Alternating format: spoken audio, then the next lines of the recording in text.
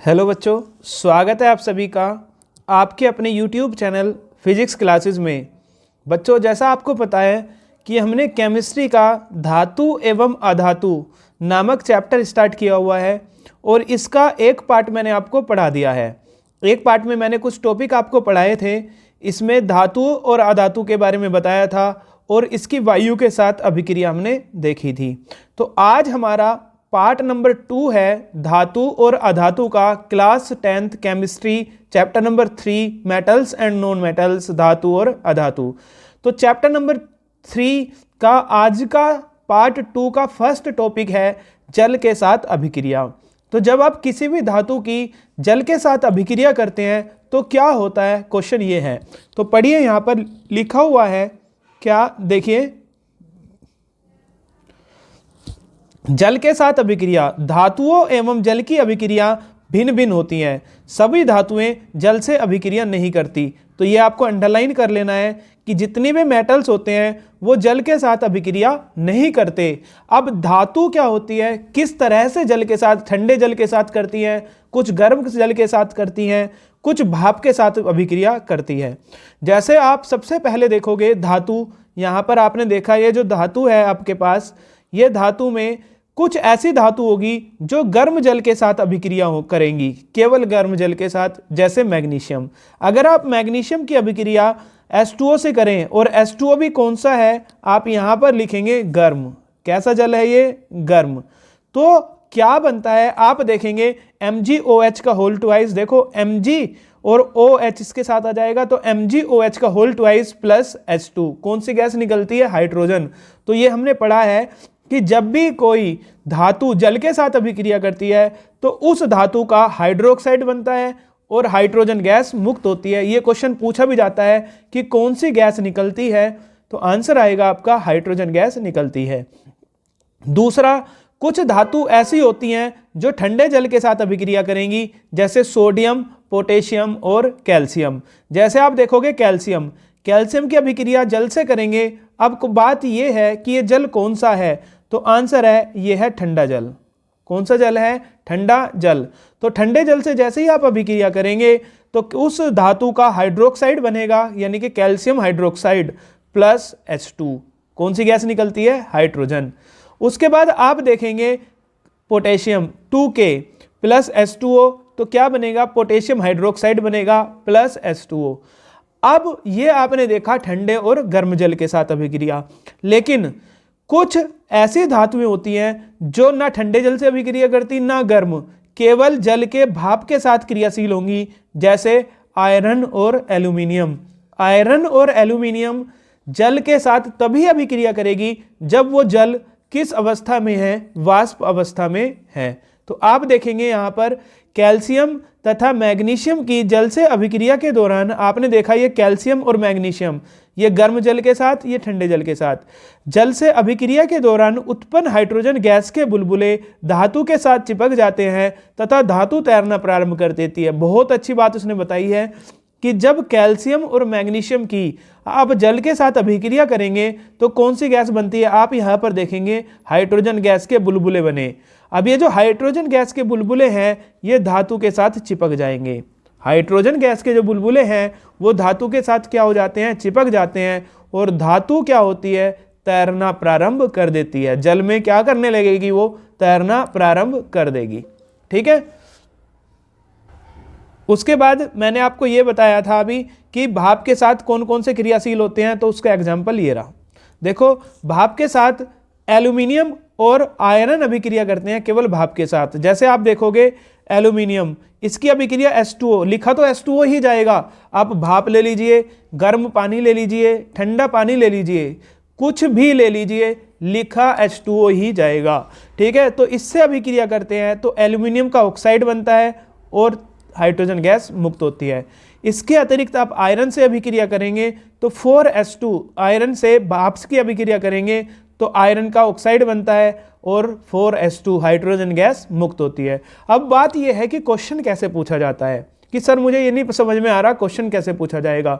तो क्वेश्चन ऐसे पूछा जाता है, वो पूछेगा कि धातु की क्या होता है जब कोई धातु का कोई भी नाम दे देगा, जल के साथ अभिक्रिया करती है, तो आपको तुरंत याद आ जाना चाहिए कि जैसे ही कोई धातु जल के साथ अभिक्रिया करती है तो सर ने बताया था कि धातु जल के साथ अभिक्रिया करने पर उस धातु का हाइड्रोक्साइड बनाती है एल्यूमिनियम और आयरन को छोड़कर, ठीक है, और हाइड्रोजन गैस मुक्त करती है। हाइड्रोजन गैस क्या होगी? मुक्त होगी। इस तरह से क्वेश्चन आएगा।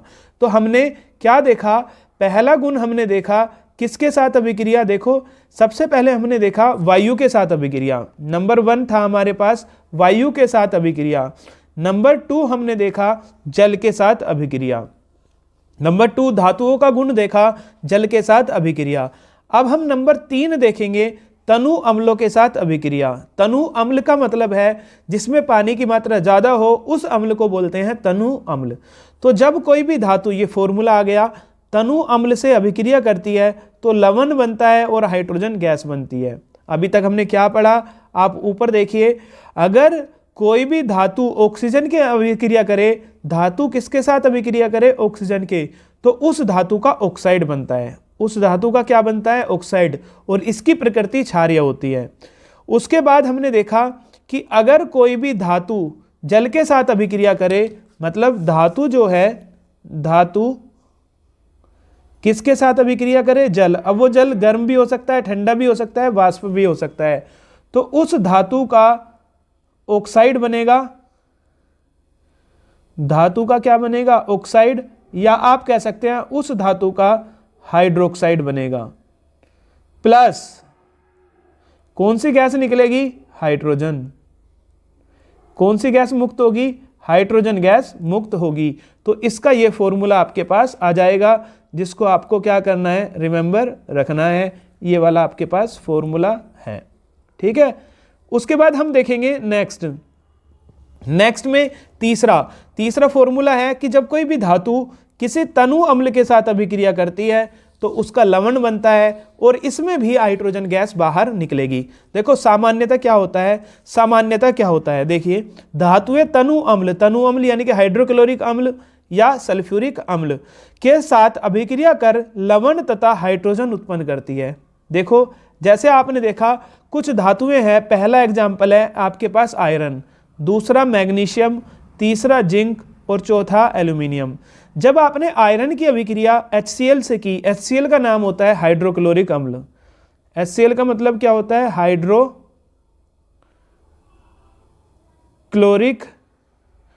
अम्ल। और H2SO4 का नाम होता है सल्फ्यूरिक अम्ल।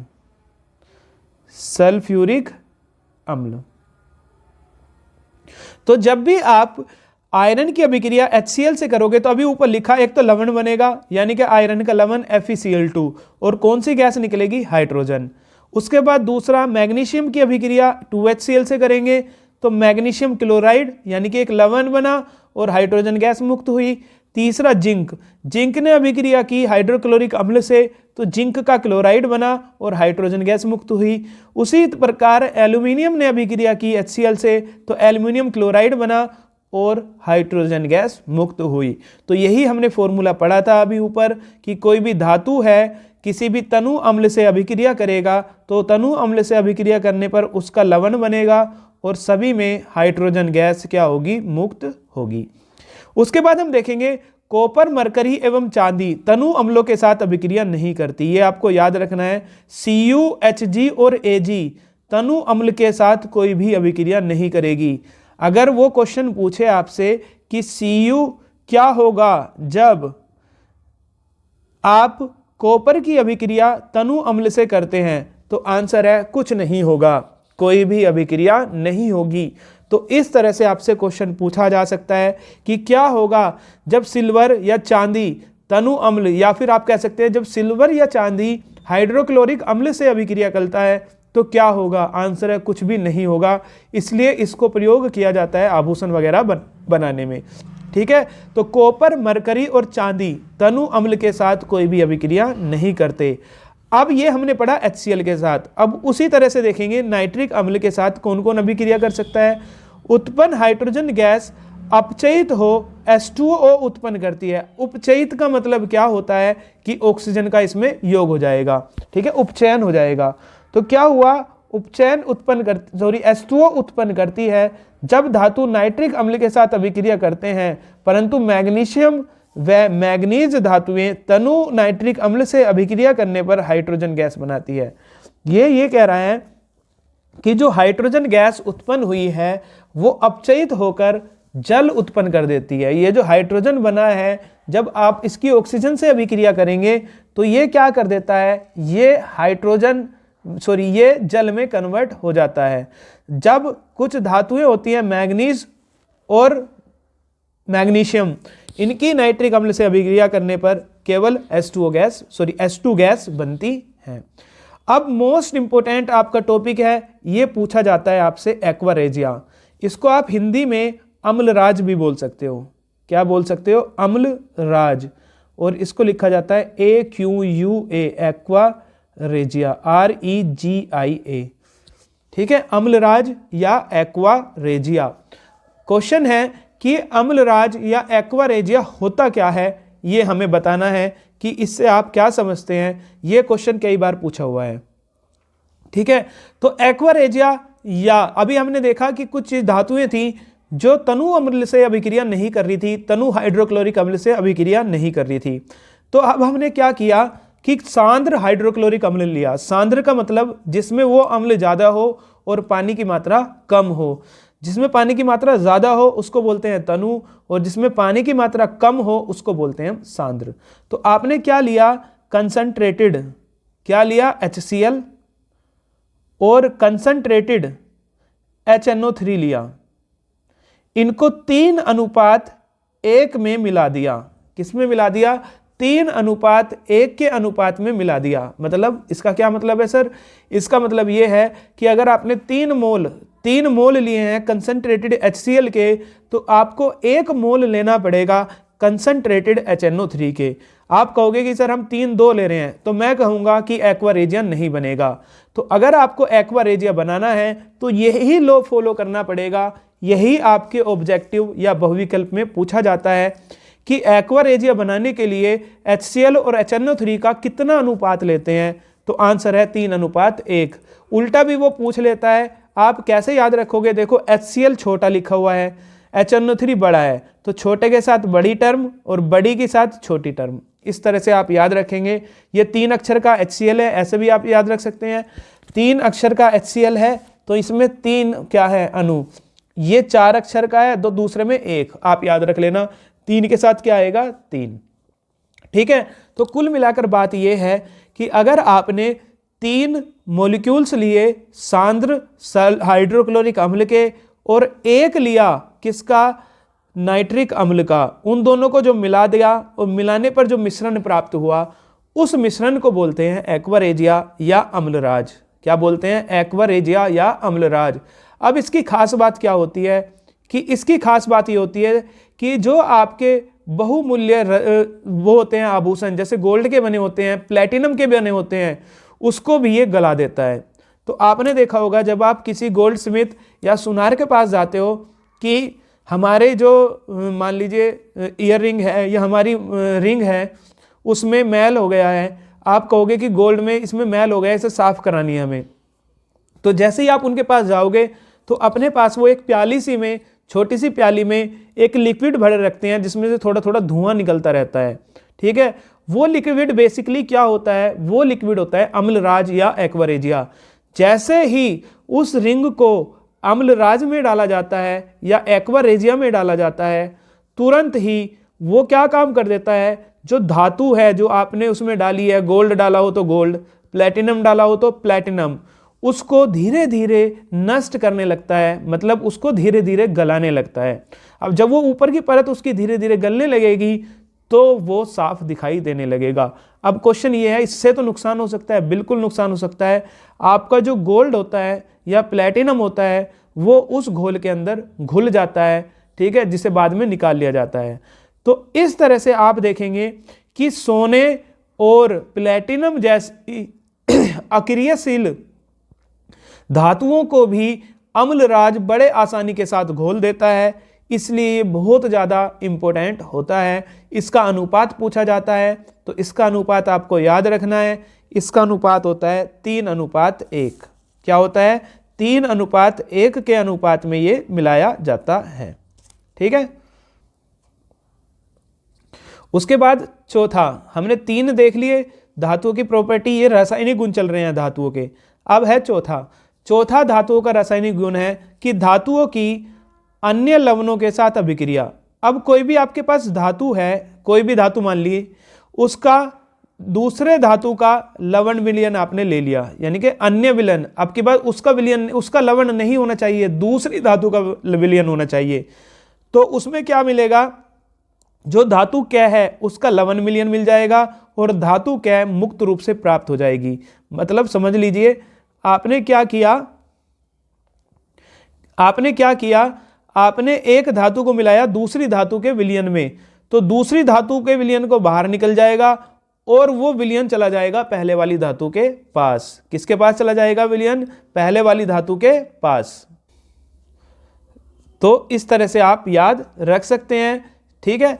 तो अब देखते हैं, सभी धातुएं सम अभिक्रियाशील नहीं होती। मतलब कोई भी, जितनी भी धातुएं होती हैं वो समान रूप से अभिक्रियाशील नहीं होती। कोई ज़्यादा अभिक्रियाशील होगी और कोई कम अभिक्रियाशील होगी। अधिक अभिक्रियाशील धातुएं अपने से कम क्रियाशील धातुओं को उनके यौगिकों के विलयन या गलित अवस्था में विस्थापित कर देती है। यह तथ्य धातुओं की सक्रियता श्रेणी का आधार है। तो धातुओं की सक्रियता श्रेणी में हमने अभिक्रियाशीलता के आधार पर धातु को रखा हुआ है। जिसकी अभिक्रियाशीलता सबसे ज़्यादा वो सबसे ऊपर, मान लीजिए एक की 7 है, दूसरे की अभिक्रियाशीलता 6 है, तीसरे की 5 है, फिर 2 है। तो सबसे ऊपर कौन सी धातु आएगी? जिसकी क्रियाशीलता सबसे ज़्यादा होगी। अब ये सबसे ज़्यादा इसके अंदर स्ट्रोंग है, ये दूसरे को हटा सकती है, उसके लवणों में उसे विस्थापित कर सकती है। इसी को बोलते हैं हम सक्रियता श्रेणी। तो नेक्स्ट टॉपिक आपका चलेगा सक्रियता श्रेणी। ये भी क्वेश्चन इसके ऊपर पूछा जाता है, इसकी श्रेणी को आपको याद रखना है। ठीक है। सक्रियता श्रेणी क्या है? वह सूची है जिसमें धातुओं को क्रियाशीलता के अवरोही क्रम में रखते हैं। जैसे पहली धातु है के, Na, काना, का, मांगे, अजी, अज्जी, Fe, Pb,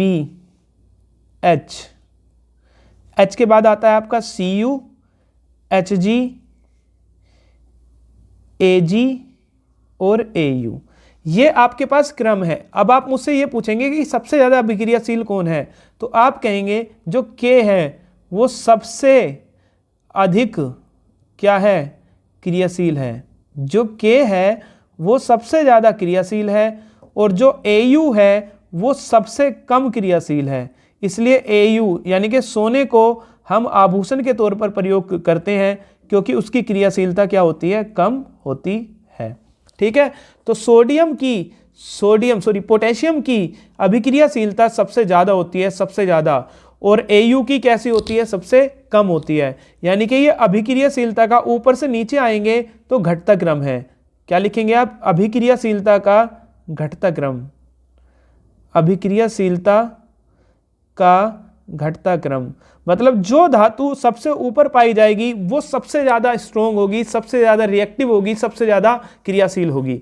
जैसे अगर इस टेबल में हम देखें तो सबसे ज़्यादा क्रियाशील कौन होगा? आपका पोटेशियम, उसके बाद सोडियम, उसके बाद कैल्शियम, उसके बाद मैग्नीशियम। ठीक है। तो जो K होगा वो Na को उसके लवण से हटा देगा और खुद उसका लवण बना लेगा।